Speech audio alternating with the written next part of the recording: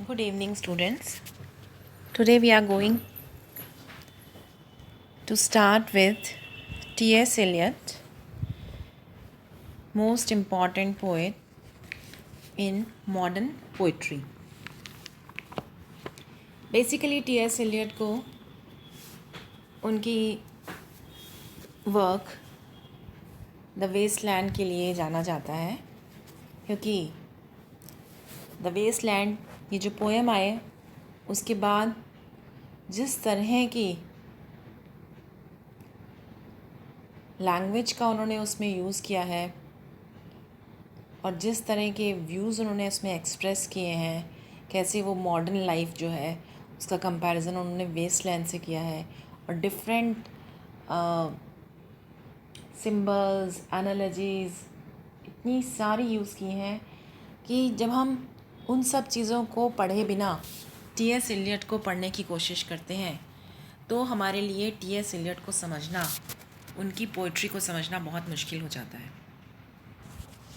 Basically T.S. Elliott की जो poem है प्रिल्यूड्स, वो BA पार्ट 3 के पेपर फर्स्ट में प्रिस्क्राइब्ड है और इस पोएम में T.S. एलियट ने जो है प्रिल्यूड्स को डिस्क्राइब किया है, जो 4 सेक्शंस में डिवाइडेड है एंड ये उसका सबसे प्रोमिनेंट वर्क है।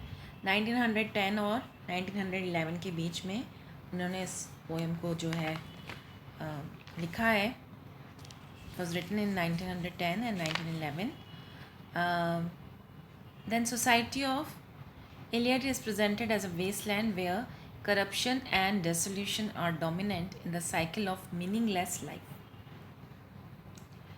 बेसिकली जब हम प्रिल्यूड्स को पढ़ेंगे तो हम देखेंगे कि वो जो सोसाइटी है, जिस सोसाइटी की बात एलियट कर रहे हैं, वही सोसाइटी जिसकी बात मैं अभी कर रही थी कि वेस्टलैंड जो उन्होंने अपनी पोएम लिखी है उसमें भी वो उसी सोसाइटी, उसी सिटी, वैसे सिटी ड्वेलर्स की बात वो करते हैं। तो जहाँ पर करप्शन है, डेसोल्यूशन है, डेसोल्यूशन इज़ ब्लीकनेस, मतलब एक मेलनकली है, एक उदासी है ना, एक अंधेरा लिए हुए हैं। ये डोमिनेंट फीचर्स हैं एलियट की पोइट्री के। Meaningless life, cycle of meaningless life, यानी मॉडर्न एज में हम ह्यूमन बीइंग्स जिस तरह की अर्बन लाइफ या सिटी लाइफ लीड कर रहे हैं, करप्शन और डेसोल्यूशन से भरा हुआ, वो लाइफ कैसी है, एक वेस्टलैंड की तरह है, मीनिंगलेस लाइफ है। और ये जो टाइटल है ये बहुत ही इम्पॉर्टेंट है। वाई प्रिल्यूड्स वर्ड को उन्होंने क्यों यूज़ किया? प्रिल्यूड्स का मतलब यहाँ पर जो अलग अलग 4 सेक्शंस में अलग अलग प्रिल्यूड को उन्होंने डिस्क्राइब किया है उसके लिए यूज़ हुआ है। प्रिल्यूड, जैसा कि आप जानते हैं, इसका मतलब होता है इंट्रोडक्शन टू समथिंग, या टू बी स्पेसिफिक। वैसे तो प्रिल्यूड जो है वो म्यूज़िकल सेंस में इस वर्ड को यूज़ करते हैं, क्योंकि एक स्मॉल कॉम्पोजिशन है that is played before the main piece of music, यानी हम कोई म्यूज़िक का कोई पीस आपको सुनाने जा रहे हैं, उससे पहले हम जो उसके बारे में, उसको जो बारे में जो इंट्रोड्यूस करते हैं, दैट इज़ कॉल्ड प्रिल्यूड। तो in that sense prelude is just a small window view of the characteristics of the empty society we are shown. In reality actual society we live in is in a terrible place. आप Eliot की जब इस poem को पढ़ेंगे और जिस तरह sharpness के साथ, क्लैरिटी के साथ और बहुत ही, इसको कह सकते हैं, हार्श रियलिटीज़ को जो दिखाया गया है, रिफ्लेक्ट किया गया है उसने अपनी पोएम में, तो आप देखकर हैरान हो जाएंगे और आप कहेंगे हाँ, ये तो वास्तव में हमारे समाज में हो रहा है। प्रेजेंट एरा में, मॉडर्न एज में ये सब चीज़ें हो रही हैं। Eliot pursues a technique he was very fond of, technique of conveying the dehumanization by fragmented the human elements of his poem into parts of the body.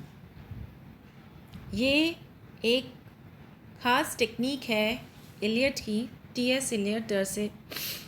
Elliott जो हैं उन्होंने अपनी पोइट्री में ये जो टेक्निक यूज़ की है जिसको हम कहते हैं डीह्यूमनाइजेशन बाय फ्रेगमेंटिंग। फ्रेगमेंट कहते हैं अलग अलग टुकड़ों में बांटना, डिफरेंट पार्ट्स में डिवाइड करना। तो यहाँ पर जो ह्यूमन एलिमेंट्स हैं, जब हम प्रेल्यूड पोएम देखेंगे तो वहाँ हम कभी हाथ की बात कर रहे हैं, कभी पाँव की बात कर रहे हैं, कभी फेस की बात कर रहे हैं। तो यहाँ ये जो ह्यूमन बॉडी के जो पार्ट्स हैं, उन पार्ट्स को डिफरेंट ह्यूमन एलिमेंट्स के अकॉर्डिंगली डिवाइड किया गया है। मडी फीट, हैंड्स जो प्रेल्यूड सेकंड में है, hair, sole of the feet, palm of both soil land hands, ये सेकंड थर्ड प्रेल्यूड में आप देखेंगे जब आप उस अनक्लीन विमेन की बात करते हैं। Insistent feet, fingers and eyes prelude fourth में है। In this way no complete human soul और ह्यूमन बॉडी एमर्जेस। यानी हम जब किसी फीमेल की बात कर रहे हैं या किसी मेल की बात कर रहे हैं तो हम फ्रेगमेंट्स में बात कर रहे हैं, क्योंकि हम ह्यूमन बॉडी, उसकी जो टोटल बॉडी है, उसके या तो उसके गंदे हाथों की बात कर रहे हैं, या उसके गंदे पाँव की बात कर रहे हैं, या उसकी आइज़ के बारे में बात कर रहे हैं, सिर्फ फेस के बारे में बात कर रहे हैं, लाइक दैट। तो कहने का मतलब ये है कि जो ह्यूमन माइंड है या ह्यूमन बॉडी जो है वो बहुत ही मैकेनिकल है ना, एक रोबोट की तरह काम कर रही है, और इसीलिए वो ह्यूमन बिहेवियर को इस तरह से फ्रेगमेंट करके उसके बारे में उसने कमेंट किया है अपनी पोएम में। इस पोएम को बहुत ज़्यादा डेवलप और एक्सपैंड किया था उन्होंने अपनी वेस्टलैंड में, जो कि बहुत ही लॉन्ग नरेटिव पोएम है, और उस चीज़ को उन्होंने बहुत अच्छे से डिस्क्राइब किया है। द प्रेल्यूड्स में अपीयर टू बी इमेजिस्टिक का मतलब है बहुत सारी इमेजेस यहाँ यूज़ हुई हैं। Representation of urban life, basically इसका जो सेंटर है वो अर्बन लाइफ है। Recorded without comment but objectivity जो पोइट ने दिखाई है, डिटैचमेंट दिखाया है, दे आर इल्यूजनरी, है ना, ये सब काल्पनिक बातें हैं। It's difficult to separate the objects of perception from the perceiving consciousness, क्योंकि जब हम किसी चीज़ को, किसी ऑब्जेक्ट के परसेप्शन के बारे में सोच रहे हैं तो उसके साथ जुड़ी हुई जो परसीविंग कॉन्शियसनेस है उसको हम उससे अलग नहीं कर सकते, उससे सेपरेट करना बड़ा मुश्किल है। जैसे हम बात करते हैं lonely cab horse, lightning of lamps, masquerades, है ना, टाइम के साथ जो मास्करेड्स आपको मुखौटे दिखाई दे रहे हैं। Imbued with the emotions of the observer, साथ में जो चीज़ें ऑब्ज़र्व कर रहा है, जो ऑब्ज़र्वर है, उसके इमोशंस भी इसमें इम्ब्यूड हैं, है ना, उसमें जुड़े हुए हैं। It is the observer who thinks of very monotony and sameness of all the hands raising dingy shades, अंधे काले, है ना, शेड्स, परछाइयाँ आपको नज़र आ रही हैं, लोगों के हाथ जो है हाथ हिलाते हुए, वही मोनोटनी है, वही sameness. Muddy feets, hand, square, short square fingers, है ना, छोटी छोटी, आपने देखा होगा कई लोगों के हाथ की जो उंगलियां होती है छोटी और स्क्वायर, चौकोर जैसी मोटी उंगलियां। आइज़ जो हैं एश्योर्ड ऑफ सर्टेनिटीज़, आँखों में एक प्रकार की निश्चिंतता है, यानी उन्हें विश्वास है कि कुछ होने वाला है। This fragmentation is a negation of individual identity. T S. Eliot ने ये जो इस तरह का जो डीह्यूमनाइजेशन वाला टेक्निक जो यूज़ किया है, जहाँ फ्रेगमेंटेशन को यूज़ किया है, ये एक प्रकार से हम इंडिविजुअल आइडेंटिटी को टोटलिटी में हम उसको निगेट कर रहे हैं, उसको हम स्वीकार नहीं कर रहे। There is a greater complexity of tone and feeling in preludes third and fourth, first and second. अब यहाँ जो प्रेल्यूड है आपको पता है कि वो 4 सेक्शंस में डिवाइडेड है, first prelude, second prelude, third and fourth prelude. तो यहाँ जो पोइट ने यू वर्ड यूज़ किया हुआ है, who has such a vision of the street as a street hardly understands may be a street walker from Philippe Marie Donadieu sitting along the bed's edge. कमरे के अंदर बैठी हुई women जो अपने बेड के एज पे बैठी हुई है, where you curl the papers from your hair, आपने कर्लिंग पेपर्स लगा रखे हैं अपने बालों में और उनको अनरोल कर रहे हो. The reader is not given an objective rendering of her perceptions. यानी जब आप इस पोएम को पढ़ोगे तो it becomes very difficult to analyse the poem. Why? Because आपको कोई pre hand first hand information नहीं मिली हुई है. आपको नहीं पता, आपको पोइट उस चीज़ के लिए तैयार नहीं कर रहा है कि why she is sitting there, why she is absorb in something, why she is thinking over. The reader is not given an objective rendering of her perceptions. However, the images are attributed to her consciousness by the controlling voice of the poem. तो जो mind है उसके अंदर कुछ चल रहा है, remorsefully contemplating its own processes and projecting them towards outwards in the guise of a women's consciousness. Mind के अंदर जो चल रहा है, जो भी उसके अंदर चल रहा है, वो सब उन सबको उसने गाइस के फॉर्म में. गाइस होता है जब हम अपना असल क्या है वो हम छुपा लेते हैं. हमने ऊपर एक गाइस सा, एक मखौटा सा लगा लिया है, तो वो सब चीज़ें हमें एक विमेन की कॉन्शियसनेस में वो क्या समझती है, जो कुछ उसके साथ हुआ है ऐसा लगता है जैसे कि कोई सपना था, है ना. शी इज़ नॉट अवेयर कि उसकी बॉडी के साथ क्या किया गया, या उसको अगर एक्सप्लॉइट किया गया तो वो सब चीज़ें उसके दिमाग में नहीं है, मैटर नहीं कर रही है सब चीज़ें उसको. There is a sharper distinction between perceiving consciousness and the objects of perception in this prelude. T S. Eliot को अगर हम डीपली पढ़ेंगे, उनकी जो थ्योरीज़ हैं उनको हम पढ़ेंगे, और ये जो परसेप्शन और परसीविंग कॉन्शियसनेस है उसको समझना तब हमारे लिए थोड़ा इजी होगा. जो प्रिल्यूड है फर्स्ट और सेकंड में, वो जो परसेप्शंस चल रहा है, ऑब्जेक्ट ऑफ परसेप्शन है, वो किसके बीच में है? Personage vision of the street and the street itself. यानी हम ऊपर से खड़े होकर स्ट्रीट में देख रहे हैं और स्ट्रीट अपने बारे में क्या समझ रही है कि जल्दी जल्दी लोग उसको ट्रैम्पल करके इधर से उधर जा रहे हैं एंड ऑल दैट. तो वो क्या सोचती है और हम क्या ऑब्जर्व करते हैं. The notion of the soul constituted of 1,000 sordid images is a denial of any spiritual dimension to the self. ये जो नोशन है, ये जो आइडिया है, जो किसकी बात कर रहे हैं हम? सोल की बात कर रहे हैं. तो यहाँ पर सोल जो है वो किससे कॉन्स्टिट्यूट हुई है? 1,000 सॉर्डेड इमेजेस. हज़ारों सॉर्डेड मतलब जो क्लियर नहीं है, जो क्लीन नहीं है ना, ऐसी इमेजेस. तो ये क्या बताती है? It's a clear denial of any spiritual dimension to the self.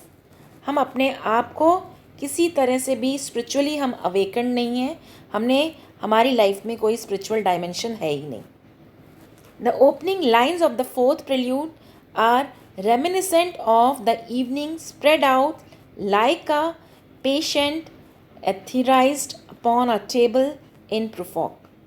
प्रूफॉक जो पोएम लिखी है टी.एस. एलियट ने, तो जिस तरह से वहाँ दिखाया गया है कि पेशेंट जो है, जैसे आपने देखा होगा कि आप एनेस्थीसिया दिया हुआ जो पेशेंट होता है ना, टेबल पे लेटा हुआ है and he is not aware what is going with his body, what is going inside his mind, और वो मतलब आधा जागा आधा सोया सा कंडीशन है.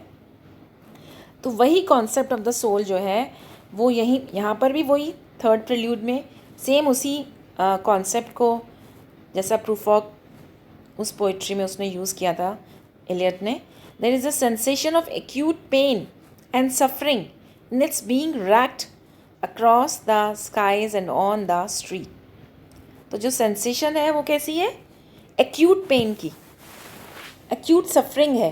यानी आपके शरीर ने, आपकी आत्मा ने बहुत कुछ झेला है, और उस चीज़ को आप across the skies and on the streets, है ना, जब आपका माइंड सोचता सोचता अक्रॉस द स्काइज जाता है, और आप जब स्ट्रीट में जाने वाले लोगों को उनकी क्योंकि लाइफ जो है इट गोज़ ऑन, वहाँ कोई डिफरेंस नहीं पड़ रहा, वो सब एज इट इज़ चल रहा है. There are religious overtones in the lines. The consciousness of a blackened street, impatient to assume the world. Blackness implies a sense of sin and consciousness of moral discrimination and responsibility. ये जो blackness word use किया है blacken street के लिए, जो कि impatient है to assume the world, यानी संसार अपने में लिप्त हो जाए या समाप्त हो जाए, लाइक दैट। तो ये सब क्या है, मॉरल डिस्क्रिमिनेशन को शो करता है।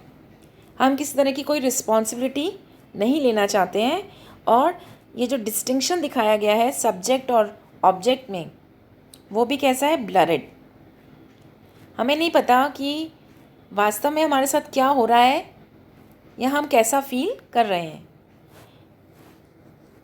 तो यहाँ पर हम स्ट्रीट की बात कर रहे हैं या अपनी स्वयं की या सेल्फ की बात कर रहे हैं, it's not clear. At this point the poetic voice speaks directly for the first time and admit that it is not detached and impassive. Human mind जो है वो डिटैच्ड नहीं है, इम्पैसिव नहीं है। There is a note of compassion and a tentative movement towards religious belief। यहाँ पे आपको compassion भी दिखाई दे रहा है जब आप दूसरों के बारे में सोचते हैं, और साथ ही साथ एक tentative movement है religious belief की तरफ, यानी आप God की तरफ, religion की तरफ मुड़ते हैं, उसकी तरफ आपका झुकाव दिखता है। The notion of some infinitely gentle, infinitely suffering thing is perhaps a compassionate perception of the suffering inherent in the images around which the poet's fancies are curled। जब हम first, second, third, fourth prelude को पढ़ेंगे, उसका text को देखेंगे, तब हमें ये बातें और ज़्यादा क्लियर हो जाएंगी कि पोइट की जो फैंसीज़ हैं वो क्यों इन चीज़ों के आसपास कर्ल्ड अप है वो, and in the souls constituted by these images, और उसकी जो आत्मा है वो इन इमेजेस से ही कॉन्स्टिट्यूट हुई है, बनी है। It is a reminder also of the suffering of Christ to redeem the sins of humanity. Humanity के सिंस को रिडीम करने के लिए क्राइस्ट को जो सफरिंग सहनी पड़ी, यहाँ पर उसका भी रिफ्लेक्शन देखने को मिलता है। However there is a change of tone, sad, the religious vision is sardonically brushed aside। It is not entirely obliterated, though पूरी तरह से तो उसको हटाया नहीं है, लेकिन उसको एक तरफ कर दिया गया है। And the cynicism perhaps conceals a nostalgia and wistfulness for an absent mind। Cynicism, scenic कौन होता है, इसको हम सनकी कहते हैं, है ना। तो जो सिनिसिज्म का यूज़ किया है पोइट ने, वो क्या कर रहा है, आपकी उस नॉस्टैल्जिया को, जब हम अपनी पुरानी चीज़ों से, हम बचपन में ये किया करते थे, हमारा बहुत बहुत अच्छा समय बीतता था, बहुत अच्छा टाइम था, तो नॉस्टैल्जिया को, और विस्टफुलनेस फॉर एन एब्सेंट आइडियल, क्योंकि हमारी इच्छा किसके लिए है, हम उस आइडियल की बात सोच रहे हैं जो कि है नहीं, है ना। The typographic space emphasises the gap between the ideal and the actual. इसलिए पोइट ने जिस टाइपोग्राफिक स्पेस को यूज़ किया है इस पोयम में, इन चारों प्रिल्यूड्स के अंदर, वो क्या कर रहा है, वो आपको उस गैप के बारे में एम्फेसाइज कर रहा है, इस बात पर जोर दे रहा है, between the ideal and the actual, जो होना चाहिए और जो वास्तव में है। तो दैट्स ऑल फॉर टुडे।